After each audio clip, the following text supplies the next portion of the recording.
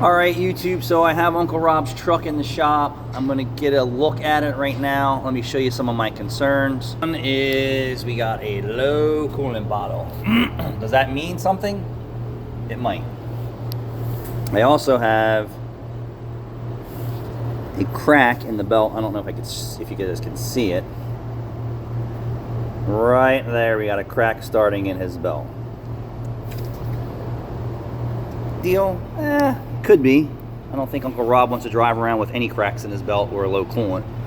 I know the history of this vehicle pretty well. Tires are good, brakes are good. We did an intake valve scrape, right? Intake valve scrape not that long ago, probably last year sometime. And I did advise every 60,000 miles, not every 60,000, every 10,000 miles to do an induction GDI service. I don't know if we did the differentials on this. For those who don't know, doing differential service is not a lifetime fluid service, and it is more important today more than ever because of the poor quality materials that they build your transmissions and differentials and rear ends in. So if it wasn't done at 30, it's due now, and I advise every 30,000 miles for regular use. If you're towing or delivering and anything like that, and I'm going to shrink that up on the mileage. And if it's a Ford, a Honda, or a Subaru, I'm going to say you might want to do them every 15 to 20,000 miles. Depends on which Ford. Although Ford has, what do they say, 60,000 miles for their diffs? They have 60,000 mile powertrain. And lifetime brake fluid? Probably going to need that powertrain but So let's get this up in the air. Let's finish up my visual inspection. And then I'm going to show you how I do an oil change. How I do an oil change. That's on automatic. All right, so the guy who asked for a tire plug changed his mind on us plugging his tire. Yeah. He also informed us that he purchased 4 tires and he would like us to install them. Against what I like to do here, but since there's nothing else to do, we're gonna do it. Customer supply tires, I don't usually entertain that stuff. Or any customer supply parts at that fact. I honestly thought the guy with the Subaru was just gonna drive out of here. Actually, he was trying to. And then I loaned him my truck to go get his tires. He said he'll be back Saturday. Yeah,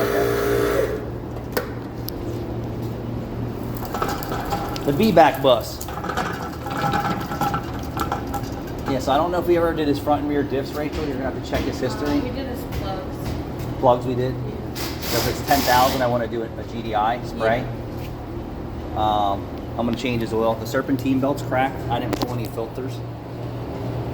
I'm doing a video on everything. The coolant's low too, and it's way low. I didn't figure that out yet, but I'm gonna look around. I'm gonna pull the drain plug. Uncle Rob? Always. That's because he loves you. Aren't you his favorite niece? Don't you want to say good morning, Uncle Rob? Good morning, Uncle Rob. Uncle Rob! Good morning, Uncle Rob. We have a lot of loyal watchers. Ooh, that's not been due today. We're sitting out there on the Uncle Rob? Thanks, Uncle Rob, for your continued support. See if I can not wear engine oil. Mara's gonna pick up that car today, so I need to get it in the shop and get it through recon.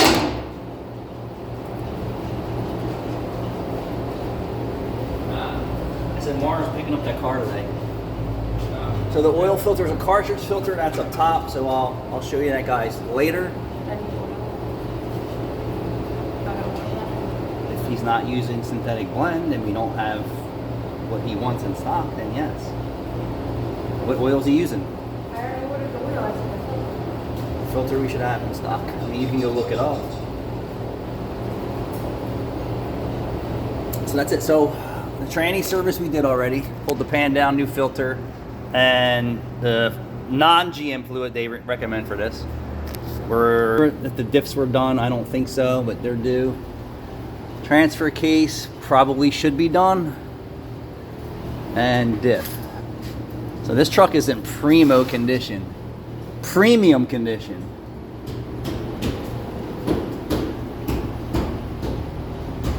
Caleb is finishing up the comeback. Yeah. Real happy about that.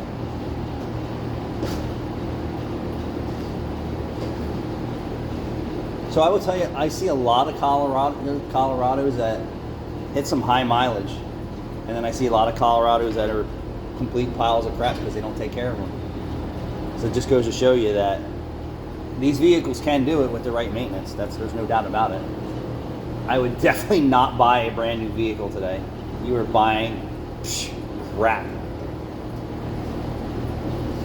Crap. How long do you think an LCD dashboard is going to last, or anything like that, or a radio? I mean, it depends on the manufacturer, honestly. I know Mopar had a serious issue with their LCD screens for a while from delaminating Yeah. the sun. How many Cadillacs radio Same things thing. we've done here? I mean, it Yes, we depends do on your weather Cadillac conditions, touchscreens. if you have tint or not. If you have a good, Yeah. if you have a higher quality tint, that LCD screen's gonna last Yeah. longer. Crazy. I just try and think about all the outrageously expensive technology in the cars today, and customers don't even do the minimum maintenance to their car. Like, add your minimum neglected maintenance, your needed required repairs, on top of ADAS cameras and side mirrors and backup sensors and radars and all those faults. You might as well just junk the car. It'd be so far out of your reach to fix it. That's like you buying a used Tesla with every warning light on. You will never fix that car. You'll never be able to afford to fix that car. You might as well gut everything out of it and put a diesel motor in it or a gasoline powered engine in it if you really want to test it. I get it, but I'm saying, like, I want to buy a used Tesla, boy, you better have deep pockets. It's like I want to buy a used BMW or Mercedes. You better borrow someone else's credit card. I would never buy a used electric car. I would never buy a used electric car. No, I would never buy an electric car. you're asking for trouble. If you want to drive an electric car, lease it. And then you hear, like, well, most of these vehicles today can be fixed with a simple software update. They ain't always free. And then they can't always get fixed with just software. Yeah. Software update's the first step, and if that doesn't work, Correct. then So what you're Cato going said is important. So some of these cars today, even for us, we need to know that car has a current software update, because there's gaps in the information and the way that these vehicles talk to each other, just like your home computer, that can't be resolved with you just clearing the codes or setting it up. It needs to be a complete update. Well, Ford, like one of the most common issues that I saw at Ford were the screens going black. Yeah, for the Blue. radio. The radio screen's going blue. So then our first thing was, all right, APM update. Yep. It's one of the modules behind the radio. If that didn't work, all right, needs new APM. Yep. It just is what it is. So the first thing, like even at Ford, the first thing is let's update the car and see what we get. And that's just a Hail Mary. It's like, all right, well, maybe this will fix it and maybe it won't, but I need to start somewhere, right? And that's what they're saying is we need to start somewhere. It worked more often than you think. Yeah, But, I believe mean, it. Yeah. We got to figure it out somehow. Look what the oil is. Typically for a hot or warm engine, the oil just comes right out, but this has been sitting overnight, so all the oil is in the pan, and it's what, 60 degrees in here? Yeah, I just turned it up a second. Actually in the 50s in here, because it doesn't actually Yeah. I mean, now that it's up in the air, it's crazy because the floor down here is freezing, and if you go up in the air closer to the ceiling, it's like 100 degrees up there. And that's why I said when people bring their cars in with snow and ice, as soon as we put it up in the air, it's a flash defrost. Yeah. And just go wash it off and go do this. There is ice in every nook and cranny that you don't see, and it still comes out on us. We want people to get all the shit that we can see so that it's not as bad. Yeah.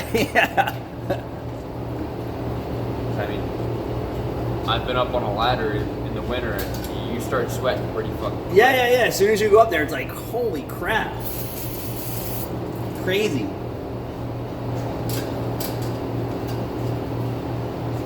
I should have bought the used oil heater when I had the opportunity, but I don't own this building, so even though I do take care of it almost like it's my own. We don't leave things broke or damaged. We take care of it. But if I own this building, it would definitely be much different. It would definitely be much different. It might even be a dispensary. The licensing for that, I'm sure, has got to be off. Cinnamons was basically giving them away. At first, they said we don't want it, because I talked to them about it. I said, hey, can we convert Meineke Cinnamons into dispensary? He said, hey, right now, we don't really want anything in the shopping district. I'm like, I'm not in the shopping district. This location is at the end of town, near Pennsauken. So my business is furthest from the community population density, right? There's like This- 5 this- houses behind us. This would probably be the best location for Cinnamon. Yeah. So It's on the way out of Cinnamon. Yeah, but so it's still since I'm in good with the expensive. township, I would bet you that they would give me the opportunity to do it. But right now, they said we didn't want them on the main strip, which I'm at the end of the main strip, so I kind of in the gray area of what they wrote, because I did talk to them about it. They said we would prefer to fill these spots first, and they did. They put the 2 in the we're down the street from Mongo's. Oh, So I- Cinnamon is the only one. Yeah, so you have Castaway. It's not Castaway. Yeah, that's in Delran. So if you go down Mongo's, Yeah. where Mongo's is like Carriage Lane. Dave Carriage Lane. They have like, I don't know, 8 or 10 bay shop. And we do work for them every once in a while, and I talk to them regularly. That the dispensary is, if you come from 130 and go down past Dave's, it's on the left-hand side. Can't really see it, but they have cultivation and dispensary. And then the other one is just dispensary. But I would bet you that Cinnamon Township would say, yeah, since you're at the end of town, you're not in the shopping districts, there's really no homes around you, why not? If you're not, I'm not really affecting the language in what they wrote. Hey, we don't really want anything. I'm at the end of town. Across the street there's a swamp and a nursery. Next to me is a diesel pump marine place that's low traffic. Nobody really goes there. Swamp. I have 5 houses behind me and then swamp. So we're kind of at the end of the shopping district, so I don't see why it wouldn't be a problem. If that opportunity ever would arise, I would do it in a heartbeat. Like that. A heartbeat. All right, so I think we're pretty much done with the oil change here.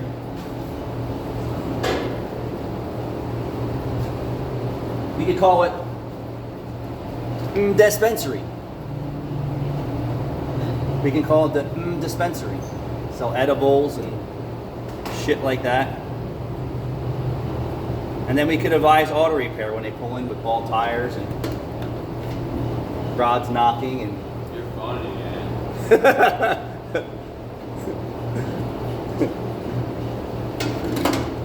hey, did you know your car's due for a 100K service? While you're here. Last night I had to convince my buddy's mom that she needs an oil change. What's that? I had to convince my buddy's mom that she needs an oil That she should change her oil? Yeah, how about that? I just keep patting it. That's good.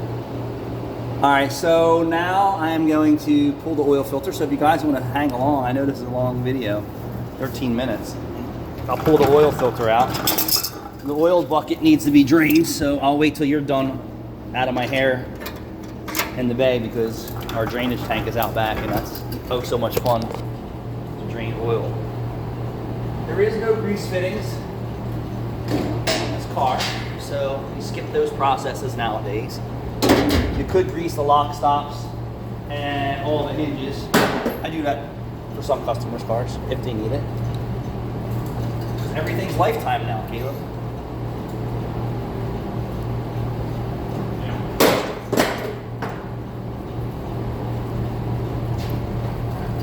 There was a guy who's 50 years in the parts business, basically gave up the whole industry on why parts are so bad and why there's no real talent in on the parts counters anymore. What was inside? He just said he's been around for 50 years in the parts business, and he just said even the dealerships don't want to hire anyone who knows what they're doing. Just a bunch of shit. I am right, the oil filter is up top right now. Yeah, you gotta pull the cover off. change? What do you mean? Pretty. Is there a bolt that holds it on? Yeah. There is. Look, all the way down there. All this just to do an oil change? I thought you don't have to pull it off. I don't.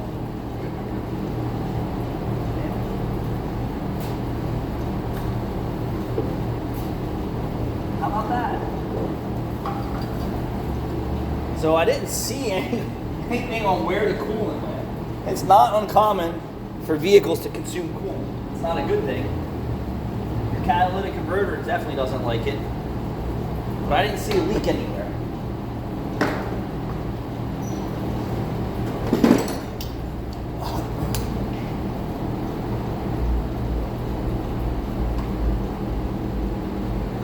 I hear boom, boom, boom. Boom, boom, boom. I heard a lot. Boom, boom, boom. All right, how about that? You want to back it? You're confident you got it there, Chief? I said you're confident you got it? You got it, Chief? Why would I do that? Well, backing a cooling system will definitely tell you if there's still a leak. Oh no, I know I got it.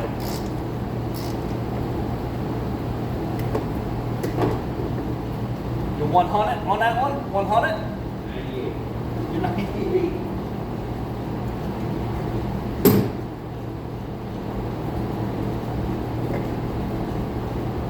I'm gonna say, I think Uncle Rob was letting his oil go too long.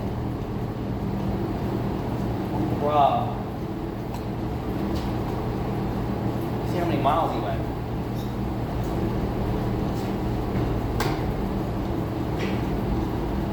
Now, he's right on the money.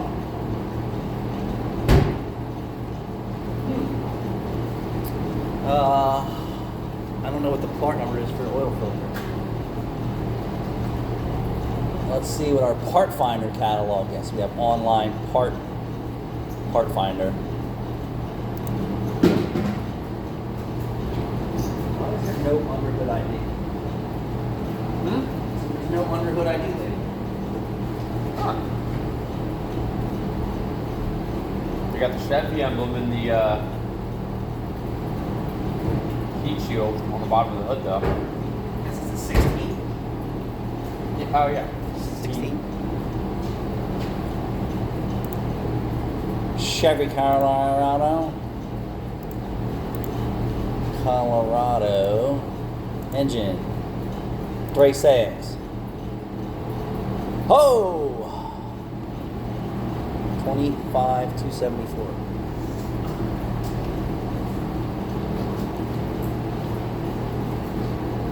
$25,374. 25,274.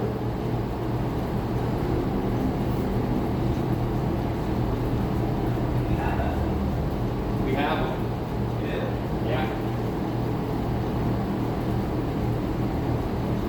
I don't see it.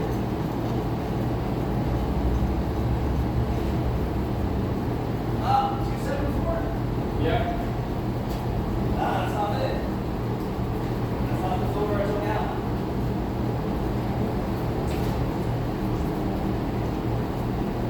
Do that. Find out what your room is. That's like your room is.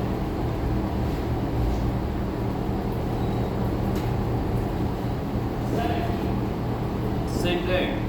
Is it? Yeah. You sure? Yep. That's not the filter I took out.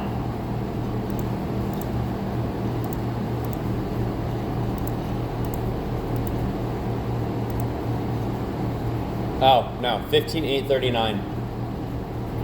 See?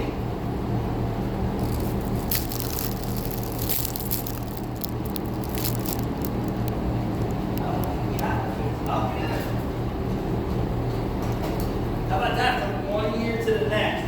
How different the filter is. Uh-huh. Is that crazy?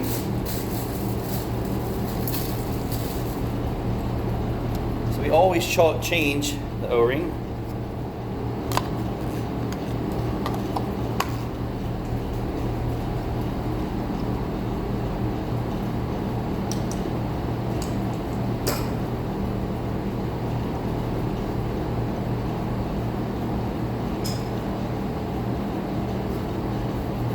Old O-ring, new O-ring.